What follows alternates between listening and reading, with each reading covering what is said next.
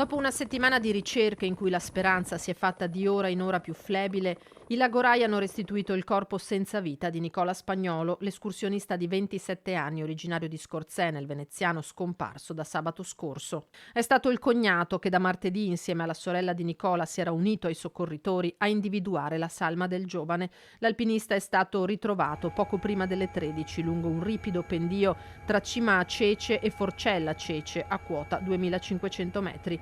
L'ultima traccia di Spagnolo era un biglietto ritrovato nel suo zaino al bivacco Paolo e Nicola nei pressi della Forcella di Valmaggiore. Indicava come destinazione proprio la zona in cui il corpo è stato poi ritrovato. La dinamica dell'incidente andrà approfondita e accertata, ma è possibile che il 27enne abbia proseguito lungo la cresta est verso Forcella Cece, un percorso considerato impegnativo dagli esperti, durante il quale sarebbe precipitato a valle per un centinaio di metri.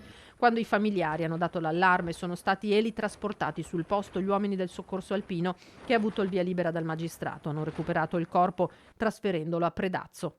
Una grande passione per la montagna, quella che spingeva Spagnolo ad affrontare zone impervie come le rocce e i ghiaioni del lago Rai. Qui aveva deciso di trascorrere alcuni giorni di ferie prima del rientro al lavoro previsto per martedì.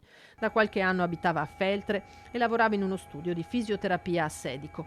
Giorni e giorni di ricerche con l'impiego di sistemi di geolocalizzazione, squadre cinofile, infine il tragico epilogo di oggi che lascia nel dolore più grande i suoi genitori Emanuela e Ugo e le sorelle Elisa e Sara.